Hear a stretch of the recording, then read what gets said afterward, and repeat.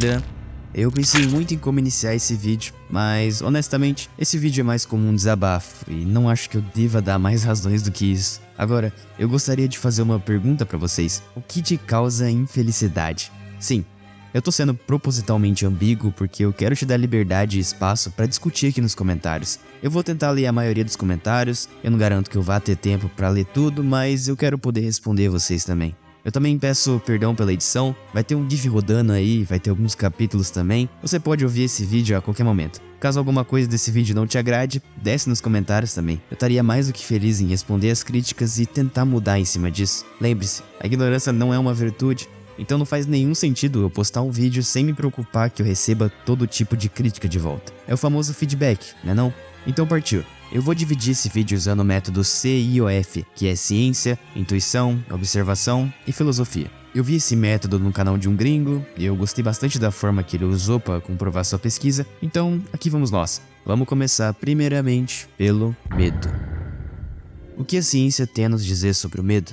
A neurociência tem estudado o medo em diversas perspectivas, desde o nível molecular até o comportamental. O medo é uma resposta natural do cérebro, com um propósito evolutivo de proteger o indivíduo de possíveis ameaças. A neurociência dita que a amígdala, que faz parte da estrutura do cérebro, é uma das principais atuantes na resposta ao medo. Ela é responsável por detectar estímulos potencialmente perigosos e enviar sinais para outras áreas do cérebro para que sejam tomadas as medidas necessárias. Outra coisa interessante é que se você se expor repetidas vezes a esses estímulos que causam medo, isso pode levar a uma redução na resposta da amígdala, que consequentemente leva ao enfraquecimento da resposta ao estímulo. A gente dá o nome disso de dessensibilização, que é basicamente uma forma de, literalmente, extinguir o medo, seja de um trauma ou algo do tipo. O medo também pode estar associado a transtornos mentais, como a ansiedade e o transtorno do pânico. Esses transtornos podem ser tratados com medicamentos e terapia.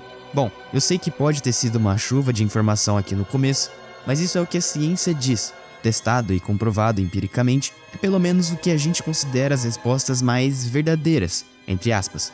Mas a ciência não diz o que você precisa ouvir. Ela pode te dar respostas em formas de medicamentos e coisas desse tipo, mas ela não invoca nenhum tipo de reflexão intrapessoal. Por isso, vamos deixar a ciência completamente de lado. Eu quero falar um pouquinho sobre intuição. Intuição é basicamente entender ou saber de alguma coisa sem utilizar raciocínio lógico. Por exemplo, se eu sair na rua à noite, num bairro muito escuro, eu devo sentir medo de possíveis perigos. Isso é óbvio ao ponto de chamarmos isso de intuição. Mas eu não tô falando do medo físico de encontrar um ladrão ou algo do tipo. Eu tô falando do nosso medo irrealista, que é algo que eu preciso explicar aqui pra vocês. Esse é o medo mais infeliz da humanidade, porque ele não existe, ele só tá na sua cabeça. O medo da morte, o medo de perder um ente querido, o medo de se arriscar a fazer algo novo, o medo de sair da zona de conforto, de fazer algo e não valer a pena, o medo de perder o controle que você tem sobre os prazeres. E o bom é que nenhum medo que tá na sua cabeça é tão difícil assim de ser vencido. Minha intuição é que a grande maioria das pessoas são ignorantes no sentido de que elas não veem o medo. Algumas pessoas são diagnosticadas com depressão. Então, o que uma pessoa infeliz, na minha intuição, não consegue enxergar? O próprio medo. Eu ainda não cheguei na observação, mas eu já vou dar um spoiler da minha experiência pessoal. Eu já senti isso. Vazio, infelicidade, pensamentos autodestrutivos e etc. Eu cheguei no fundo do poço e saí de lá. Mas como?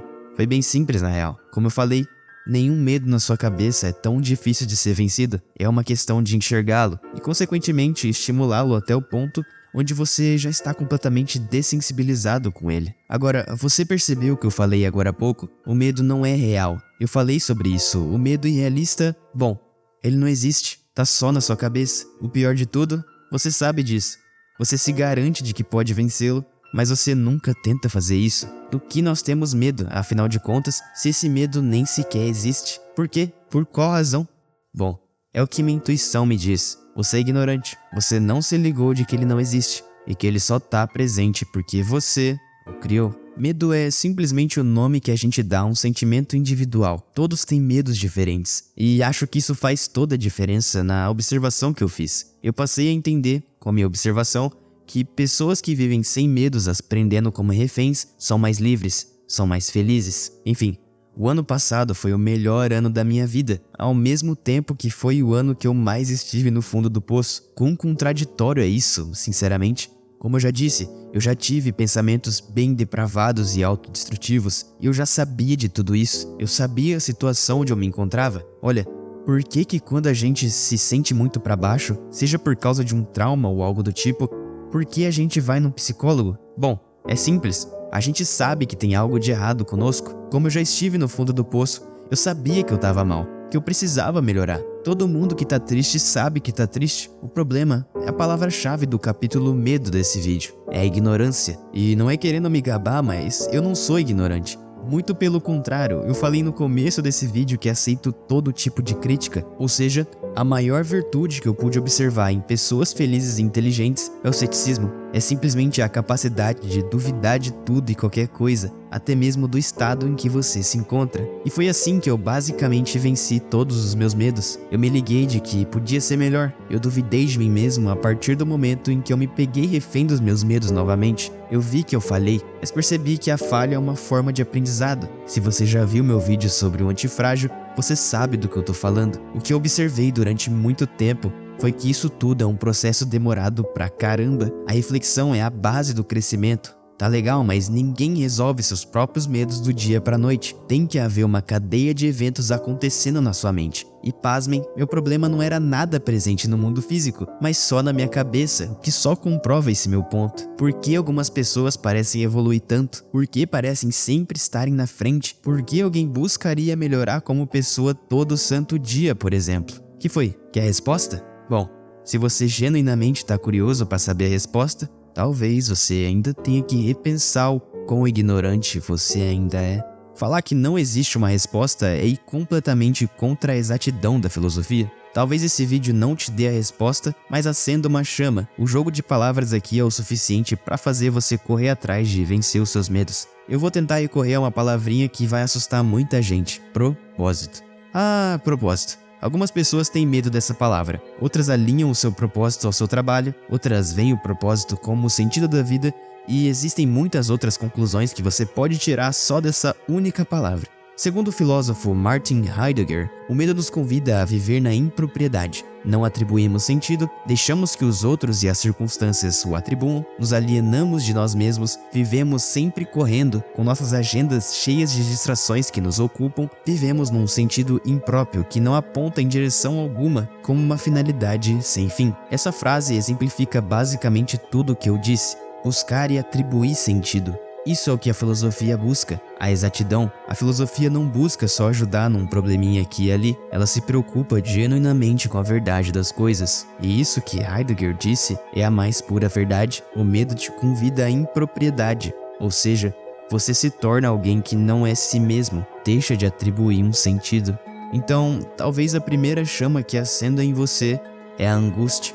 O medo da morte te lança na impropriedade.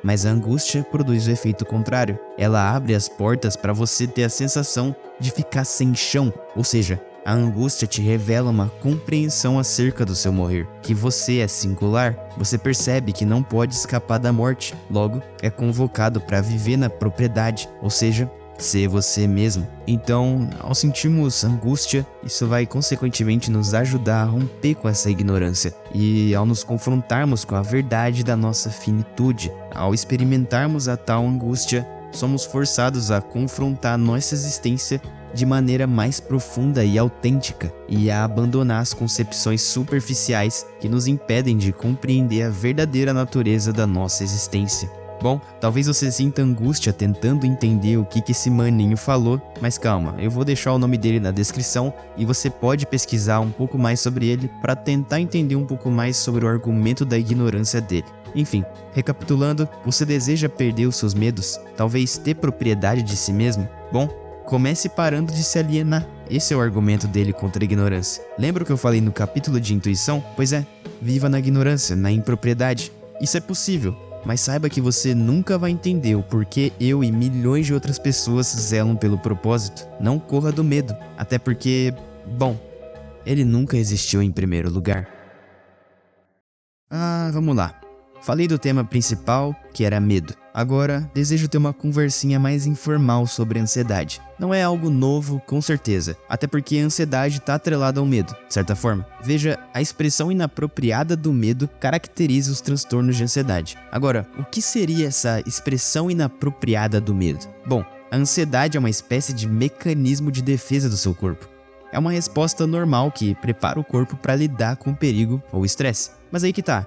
Pessoas excessivamente ansiosas são aquelas que expressam inapropriadamente os seus medos. Esse é o verdadeiro transtorno de ansiedade. Não é à toa, esse é um dos grandes problemas do mundo moderno. É uma verdadeira desgraça. Tenho quase certeza que ninguém aguenta mais ouvir falar sobre isso. Mas desde quando isso tudo começou? Por que a ansiedade passou de ser só um mecanismo do corpo para se tornar um problema tão grave ao ponto de se materializar em problemas físicos, tipo tensão muscular, palpitações de dificuldades para dormir, por exemplo? Vejamos, vamos usar a intuição novamente com um pouco de observação. Vamos tentar pensar como se fôssemos tribos primitivas vivendo de coleta e caça há milhares e milhares de anos atrás. Pensa, como seres bem primitivos, eles provavelmente não tinham o mesmo raciocínio que a gente, talvez o sentido da vida deles fosse apenas um impulso biológico de procriação, por exemplo, para manter a espécie existindo. E esses humanos primitivos não tinham tempo para se preocupar com futilidades, era tudo na base da sobrevivência, ter o que comer e cuidar da família era o essencial. Veja que eu coloquei a palavra futilidade ali, mas essa palavra é vaga na frase. O que eu quero dizer é que existem coisas que criamos para facilitar nossas vidas, coisas como celulares, computadores, livros, etc. Mas uma dessas tecnologias veio para literalmente destruir nosso consumo de tempo. Sim, eu tô falando das redes sociais. Agora uma pessoa passa mais tempo mexendo em redes sociais do que passando tempo com a família, ou estudando, ou lendo.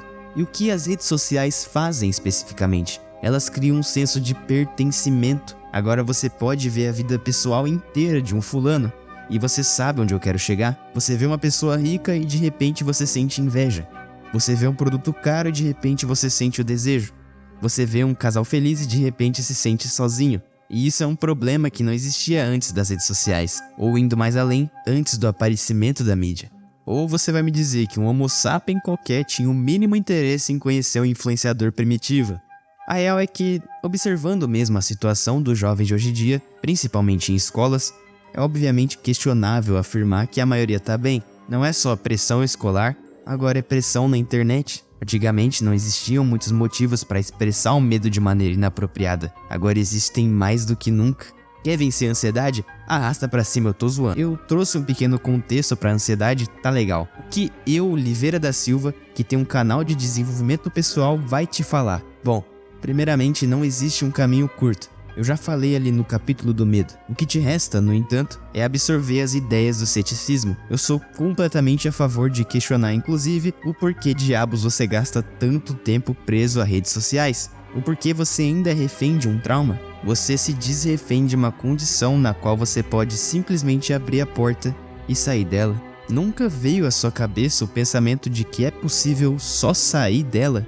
Se isso nunca lhe ocorreu, talvez recorrer a um canal não vai ser o suficiente. É como eu disse, nenhuma autoajuda ocorre do dia pra noite. É uma questão de tempo e muita disciplina. Vai demorar muito tempo até ver efeitos na meditação. Vai demorar muito tempo até ver efeito em livros. Vai demorar muito tempo até você perder o medo de ir conversar com alguém. No fim, vai demorar bastante, mas nunca é tarde demais pra começar e nunca é cedo demais pra desistir. Eu não vou tentar explicar o que são vícios, até porque o roteiro está ficando bem grande. Mas eu quero apenas falar para vocês minha experiência com eles e trazer uma solução que pode te ajudar a parar de ver pornografia e, consequentemente, parar com qualquer outro vício também. Sabe, eu não estaria falando de vícios aqui se isso não fosse um dos maiores problemas que existem. A gente pode ver por aí viciados em pornografia, viciados em TikTok, viciados em drogas e etc, etc, etc. O que eu queria falar para vocês, na verdade, é a relação dos vícios com o medo. Esse medo irrealista criado pelo seu cérebro, na verdade é composto de uma armadilha e um ciclo. Primeiro vem a lavagem cerebral. É posto para você que o cigarro, droga, pornografia, TikTok é algo bom, é algo que produz entretenimento, que produz prazer. Segundo, você começa a fazer aquilo. Vai começando de leve, pouca dopamina no começo e eventualmente você cai na terceira parte do ciclo, que é a queda de dopamina. Para quem não sabe o que é dopamina, é uma molécula ligada à motivação ou ao estímulo reforçador. que atua com um grande destaque no sistema de recompensa cerebral. Agora, você já deve ter ligado os pontos e percebido que a dopamina é inerente a esse ciclo. Quando a dopamina cai, você cai na quarta parte do ciclo, que é o anseio por mais. Agora você anseia por mais pornografia. Agora você anseia por mais drogas, mais vídeos curtos. Enfim, você entendeu meu ponto. Na real, o ponto todo é que o vício é um ciclo. E eu já estive no ciclo da pornografia, eu já recaí diversas vezes. E eu vou falar pra vocês, existe somente um método, uma forma de sair de qualquer vício. Eu não vou pedir pra você arrastar pra cima não, o nome desse método é o método fácil. Existe um site chamado Easy Peasy Method, que eu vou colocar aí na descrição pra vocês acessarem. O método fácil é um livro. Esse livro é uma versão reescrita do livro Método Fácil de Parar de Fumar, do Alan Coss. E é um livro completamente gratuito, em formato de PDF, facinho de ler, e também tem o audiobook em inglês. Mas tem o PDF em português também. Não, isso não é um anúncio nem nada do tipo, é simplesmente o único método indolor, instantâneo, sem precisar de força de vontade alguma, permanente, que ainda por cima não custa nada. Eu sempre quis falar desse livro aqui no canal, eu tô falando de uma forma bem resumida, mas quando eu for fazer um vídeo falando sobre vícios aqui no canal, eu pretendo usar apenas esse livro de forma sintetizada, porque é o único livro que eu li sobre o assunto e que já me tirou do vício da pornografia direto. E não serve só para pornografia, ele pode ser aplicado em qualquer outro vício e vai te tirar de qualquer forma. É claro, você precisa querer entender o que está escrito no livro, não basta só sair pulando os capítulos, tem que saber interpretar, tem que utilizar o seu emocional para poder absorver o livro por completo. É a minha melhor recomendação e talvez a única que você precise. Enfim, o vídeo já tá ficando muito longo. Eu vejo vocês na próxima, até quarta que vem. A edição vai voltar ao normal com toda certeza. Um grande abraço, dá like, se inscreve e tamo junto, meu nobre.